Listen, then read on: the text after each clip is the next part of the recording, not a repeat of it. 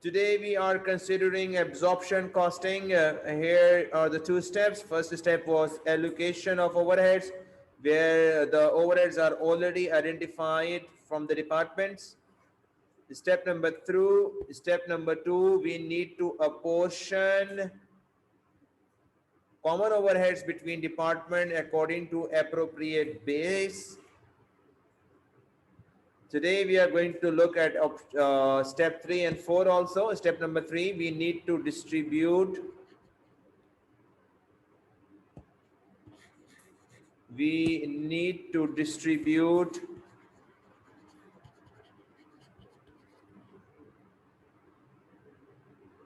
service department cost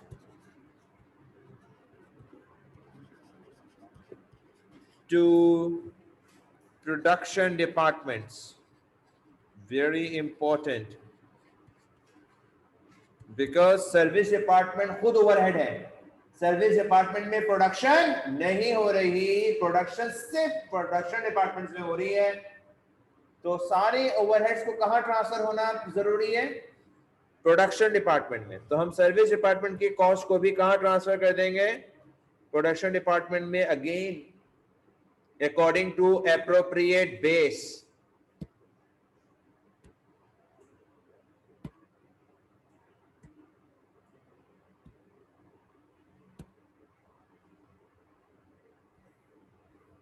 Next, overhead absorption rate. These are the rate of overheads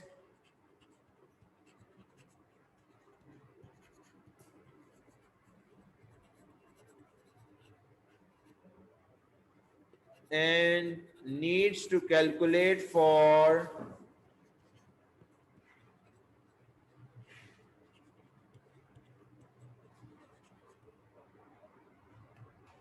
production departments only. इसीलिए तमाम overheads को production departments में distribute किया जाता है, क्योंकि OAR से प्रोडक्शन डिपार्टमेंट का निकलता है. OAR का formula budgeted overhead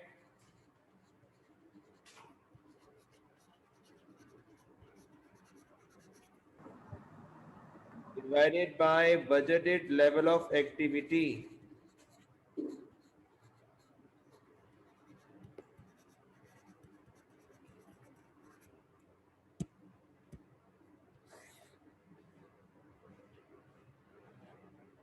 Budgeted overhead divided by budgeted level of activity. The activity could be, the budgeted activity could be budgeted labor hours, overhead तो आपको पता लग गया क्या होते हैं. अब मैं एक्टिविटी समझा रहा हूं. Budgeted labour hours, budgeted machine hours, budgeted labor cost, it could be budgeted material cost, prime cost और budgeted level of output. Number of units भी हमारे एक्टिविटी हो सकती है, ताकि हमारे पास पर आर रेट आ जाए या पर यूनिट रेट आ जाए. रेंट का, इलेक्ट्रिसिटी का, डेप्रिसिएशन का, तमाम ओवरहेड्स का घंटों में रेट आ जाए या पर यूनिट रेट आ जाए, ताकि हम ये पता लगा सकें कि एक शर्ट बनाने में टोटल कॉस्ट कितनी आ रही है. MLO, material, labour, overhead. ये चैप्टर एब्जॉर्प्शन कॉस्टिंग का है, जिसमें हम ओवरहेड्स को पर यूनिट कॉस्ट का हिस्सा बनाते हैं. यानी एक रोस्टर में रेंट कितना लगा होगा, इलेक्ट्रिसिटी कितनी लगी होगी, उसका हम रेट निकाल लेंगे इंशाल्लाह ताला. आज मैं इसके तमाम फुल स्टेप्स करके दिखा रहा हूं आप लोगों को.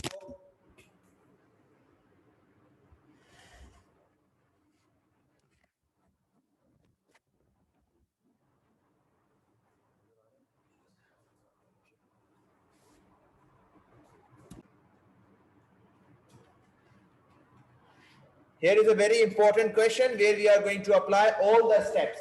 All the steps. ZF Limited has two manufacturing departments machining and assembly, they are our manufacturing departments, production departments. Agreed. याद रखिएगा, एलोकेशन होने के बाद, अपॉर्चनमेंट होने के बाद, ओएआर होने के बाद याद रखें ओएआर सिर्फ प्रोडक्शन डिपार्टमेंट का कैलकुलेट होता है। ये दो हमारे सर्विस डिपार्टमेंट है, maintenance and power house. Is that agreed to everyone? Total 4 departments हैं हमारे पास।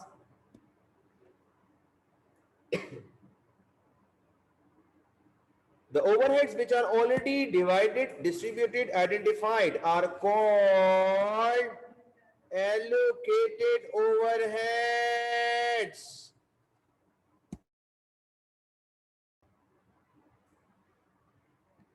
Overheads, allocated overheads. ये वो overheads हैं जो पहले से distributed है, identified है।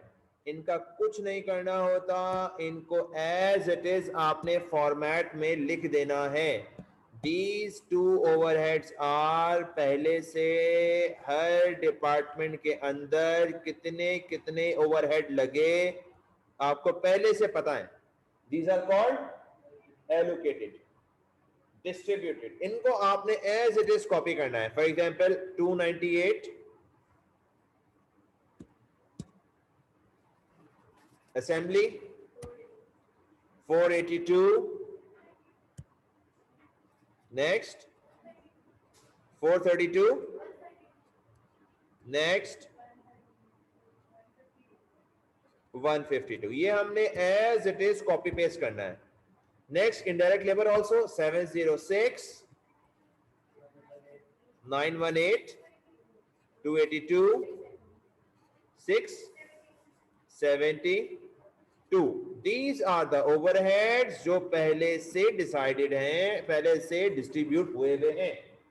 हाँ, rest of the 3 needs to distribute, इसे कहते हैं अपॉर्शनमेंट, जो हमें डिस्ट्रीब्यूट करना है।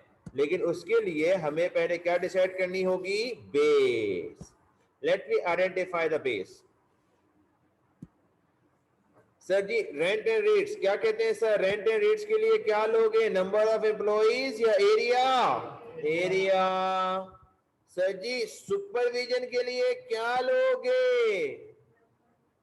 Number of employees. Sir ji plant depreciation के लिए क्या लोगे? Plant valuation. Is that agreed? No issue sir, कई प्रैक्टिस हो चुकी है अल्हम्दुलिल्लाह। We can sensibly identify the base. तो अब मैं फॉर्मेट में आके यहां लिख दूंगा, रेंट एंड रेट्स का बेस है हमारा एरिया, सुपरविजन का नंबर ऑफ एम्प्लॉइज और प्लांट डेप्रिसिएशन का प्लांट वैल्यूएशन या प्लांट कॉस्ट। फिलहाल यहाँ पे प्लांट वैल्यूएशन अवेलेबल है तो हम यही लेंगे। अगेन जब भी बेस चाहिए होती है हमें बेस का टोटल भी चाहिए होता है। So I request you to calculate the total of number of employees, area,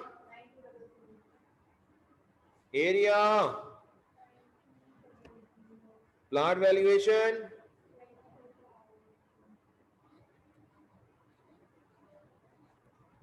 is that agreed? आखिरी दो का भी निकाल लो, जरूरत पड़ेगी।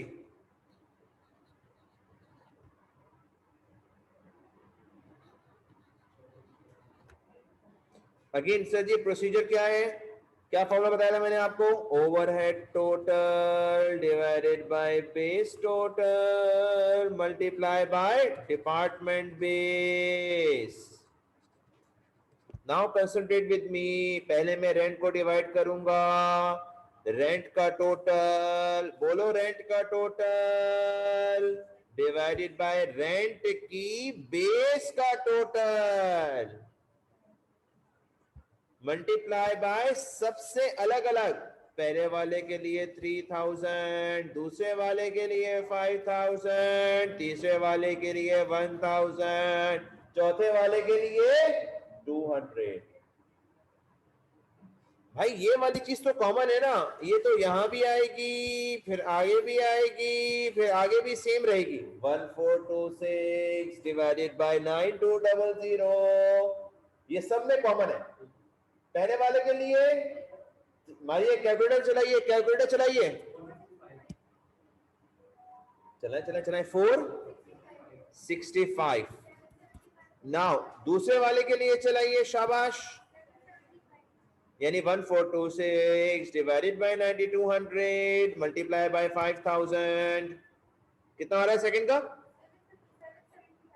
775। नाउ थर्ड वाले के लिए again 1426 divided by 9200 into 1000, and the last wala multiply by 231. Now you are required to do it for other two quickly. So here we reach to the requirement number A.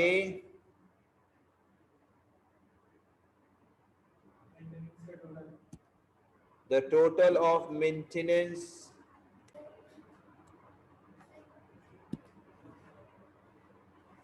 now after apportionment, the third step is reapportionment. We are moving towards a reapportionment. For reapportionment, we have to take the same total, drag here one by one. Machining 2620, assembly 2902, maintenance 837, powerhouse 1019. Now the next step, we need to distribute the service department cost. Where are the service departments? Here are the service departments. We need to distribute the service department cost to production department, क्योंकि मुझे OAR निकालना है और OAR सिर्फ और सिर्फ production departments का निकलता है। Kindly keep it remember, OAR सिर्फ प्रोडक्शन डिपार्टमेंट्स ही का निकलता है। So for that I need to reapportion. What to do in reapportionment? Need to distribute service departments to the production department, again on the basis of appropriate base. Now look at the question. मैं question पे वापस आऊंगा। मैं 3 basis use कर चुका हूं। अब आप मुझे बताएं मेंटेनेंस और पावर हाउस की बेस क्या होगी। क्या आप समझते हैं मेंटेनेंस की बेस मेंटेनेंस आवर्स होनी चाहिए? And what about the power house? Power house की बेस क्या होनी चाहिए?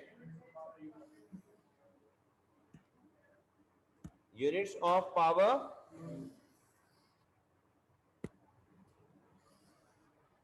राइट हो गया। मेंटेनेंस की बेस होगी मेंटेनेंस आवर्स और पावर हाउस की बेस होगी units of power use. Right. अब आपका नेक्स्ट स्टेप क्या है? गौर से सुने मेरी बात, गौर से। सर पहले किसको रिअपोर्शनमेंट करूंगा, पावर हाउस को या मेंटेनेंस को? दोनों लगे हुए। पहले मैं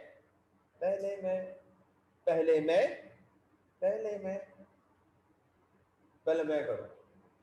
वो कह नहीं पहले मुझे यार। तो सर ने रूल बनाया है, हाथ ऊपर करें, 4 फिंगर्स ओपन करें, 4 फिंगर्स ओपन करें, 4 3 2 से 4 3 2। टोटल 4 डिपार्टमेंट है।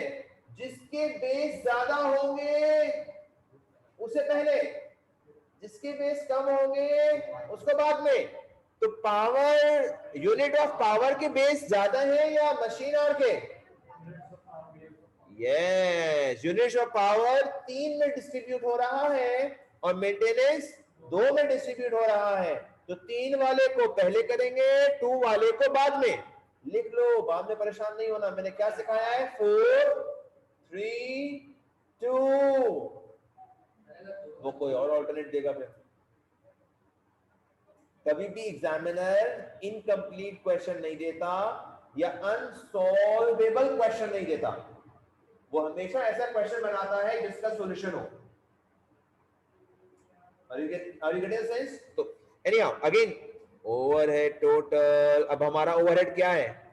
पहले मैं करूंगा पावर हाउस को, बोर्ड पे देखो, पहले मैं करूंगा पावर हाउस को, पहले मैं करूंगा पावर हाउस को, पहले मैं करूंगा, बोलो पहले मैं करूंगा, तो पावर हाउस को यहां से करूंगा माइनस, पावर हाउस को मैं बांटूंगा बाकियों में, मैं पावर हाउस को बांटूंगा बाकियों में, तो पावर हाउस की अमाउंट क्या है 1019, पावर हाउस की अमाउंट क्या है 1019, ऊपर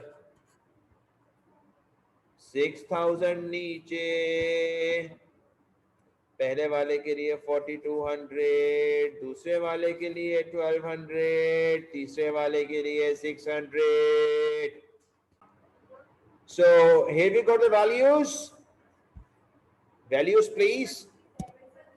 713204 102. Is it agreed? Kindly take the sum of maintenance. I repeat, kindly take the sum of maintenance. इस पूरे का सम चाहिए, सब मेरे साथ हैं? This should be 939 and this becomes 0. All right, हमने पावर हाउस को बांट दिया, अब मेंटेनेंस को बांटेंगे. 939. अब सर आप कैसे बांटेंगे? अगेन 939 को हम यहां करेंगे माइनस और इसकी अमाउंट को बाकी दोनों में डिस्ट्रीब्यूट करेंगे. अगेन बेसिस उठाएंगे, कौन सी वाली बेसिस की? मेंटेनेंस की, मेंटेनेंस आवर्स उठा लें. 939 डिवाइडेड बाय 2400, पहले वाले के लिए 1800, दूसरे वाले के लिए 600. यस सर जी. 704 235.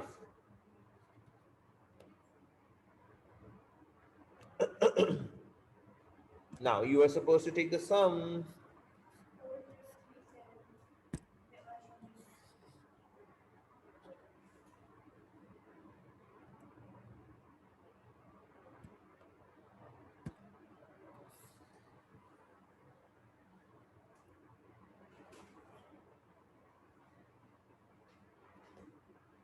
जी सर, पूरे ब्लॉक का सम चाहिए मुझे. 4037 3341. क्या आप एक काम कर सकते हैं, क्या आप मुझे इन दोनों का एक साथ सम बता सकते हैं?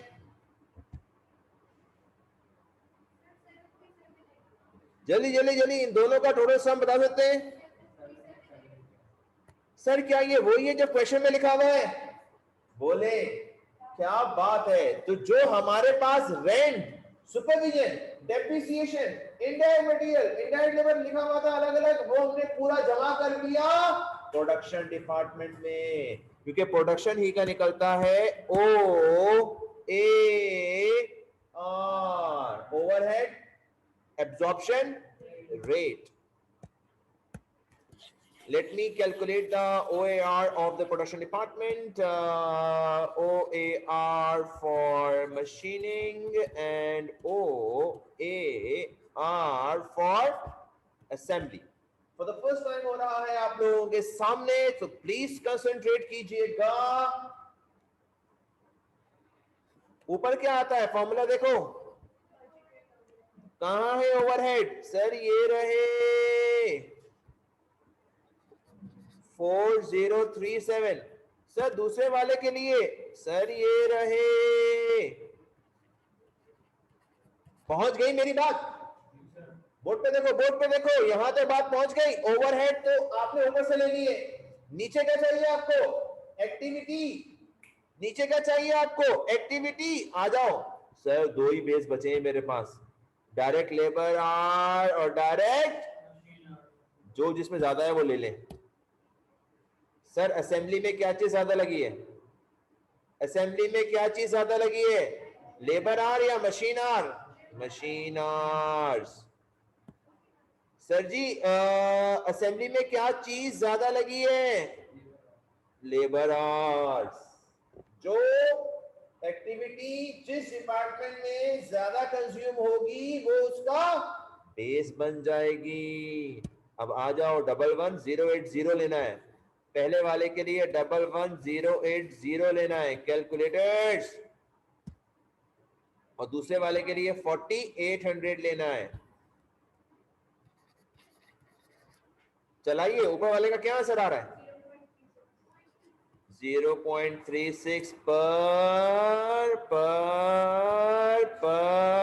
पूरा लिखूंगा मशीन आवर, और नीचे वाले के लिए 0.69 पर